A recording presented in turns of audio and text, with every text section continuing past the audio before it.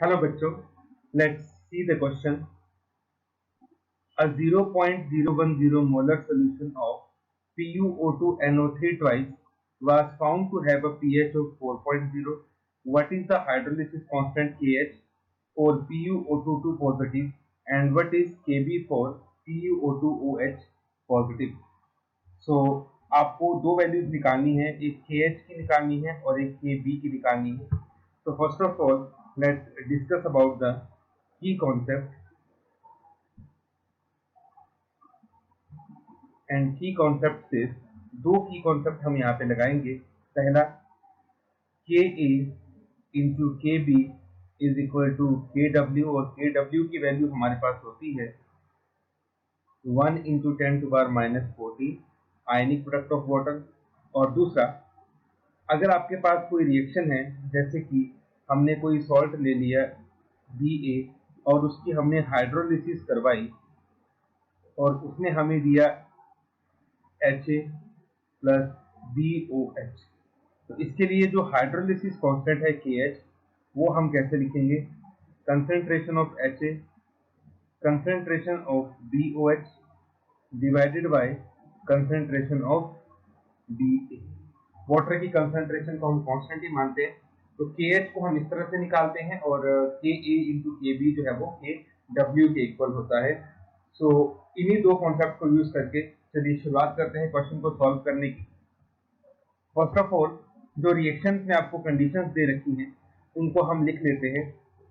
सबसे पहले जो आपको सॉल्ट दे रखा है PuO2 NO3 ट्वाइस, इसका जब डिसोसिएशन होगा तो ये कुछ इस तरह से बनेगा PuO2 2 positive plus 2 NO3 minus.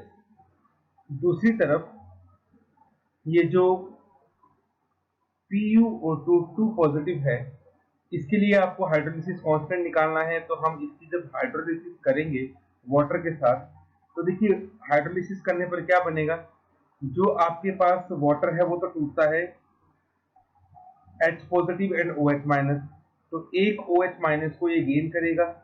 इसके ऊपर चार्ज +2 है यहाँ पे, तो इसका चार्ज +2 से घट के कितना हो जाएगा? +1. और साथ में हमारे पास यहाँ पे क्या बनेगा? H पॉजिटिव बनेगा.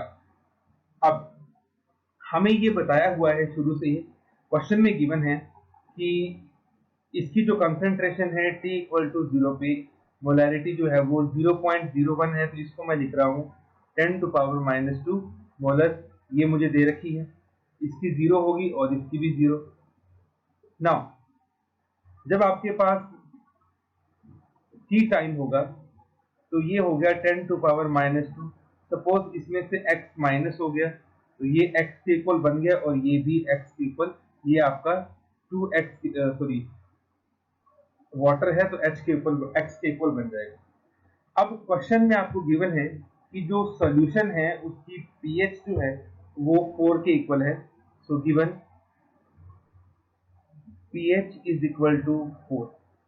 तो इसका मतलब ये हुआ कि जो H पॉजिटिव आयन की कंसेंट्रेशन है वो कितनी होगी? 10⁻⁻4. इसको मैं आपको यहाँ पे दिखा भी देता हूँ कि अगर हमने H पॉजिटिव की जगह पे 10⁻⁻4 पुट किया तो ये बन जाएगा -4 -4 log 10 की वैल्यू 1 होती है, तो ये आपके पास 4 के इक्वल आ जाएगी. तो इसलिए मैंने इसको यहाँ पे लिखा. इसका मतलब आपके पास जो x की वैल्यू है वो 10⁻⁻4 के इक्वल है. अब जैसा कि मैंने ऊपर फॉर्मूला लिखा था KH का, तो KH किसके इक्वल हो जाएगा? कंसेंट्रेशन ऑफ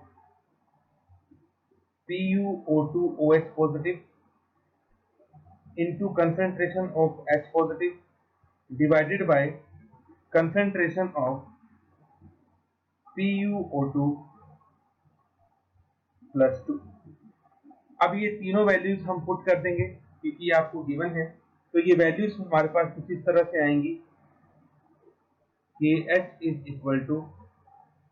10⁻⁻4 है ये हमारे पास, 10⁻⁻4 4, इसका हमारे पास स्क्वायर हो जाएगा एंड डिवाइडेड बाय नीचे वाली वैल्यू हमारे पास आएगी 10 to power -2 minus 10 to power -4।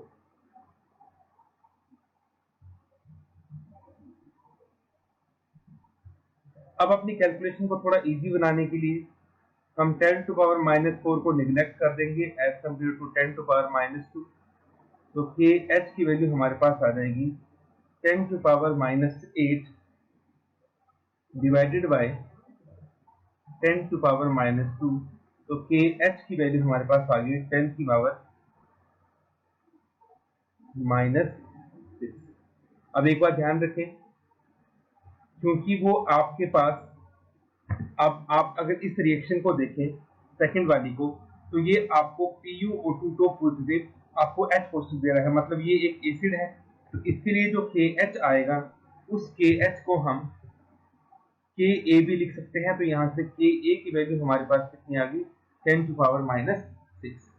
अब जैसा कि हमारे पास Ka की वैल्यू आ गई, तो वी नो दैट Ka किसका है, ये PuO2 पॉजिटिव का इंटू Kb, ये किसका होगा PuO2OH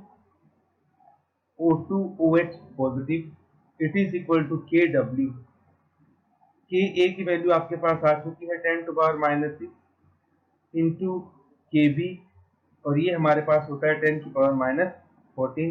तो यहाँ से Kb की वैल्यू आ जाएगी 10 to power -14 upon 10 to power -6, और ये वैल्यू आपके पास आ जाएगी 10 की power -14 plus 6, it is equal to 10 to power -8। तो Kb की वैल्यू 10 टू पावर -8 आएगी और Ka की वैल्यू या KH की वैल्यू 10 टू पावर -6 आएगी। तो ये आपके दोनों क्वेश्चंस के आंसर थे। Hope you understood it well. Best of luck. Thank you.